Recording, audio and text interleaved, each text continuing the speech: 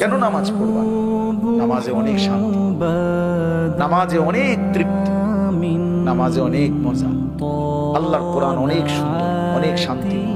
তুমি পড়ে দেখো, ওই নারীর ছবিতে শান্তি নাই ভাই।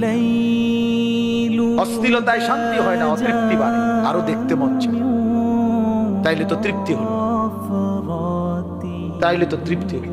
স্বামী স্ত্রী তো তৃপ্তি হয় হালাল ভাবে, কিন্তু অসভ্যতা জিনা ব্যভিচারে তৃপ্তি হয় না। ওই জানোয়ারের ক্ষুধা আরো বাড়ে, যৌন ক্ষুধা। ওই জানোয়ার একসময় কুত্তার মতো হয়, শুয়োরের মতো হয়।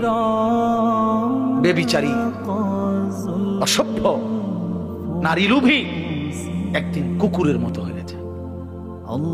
ইন তাহমিল আলাইহি ইয়ালহাস, এরপরে কি আও তাতরুকহু ইয়ালহাস। জানেন না এটার অর্থ মিয়া কি, বুঝবেন মনে না করলে।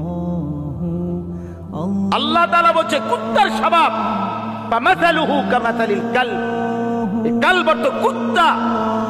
আল্লাহ বলছে দুনিয়া লোভী কুত্তার মতো। মানে কি? ইন তাহমিল আলাইহি ইয়ালহাস আও তাতরুকহু ইয়ালহাস। তার উপরে বোঝা চাপাই দিল, জিহ্বা বাইর করে দেয়, ছাইরা দিল, জিহ্বা বাইর করে দেয়। এটা অর্থ, আয়াতের অর্থ মিয়া। আল্লাহ বলছে নাফরমান কুত্তার মতো।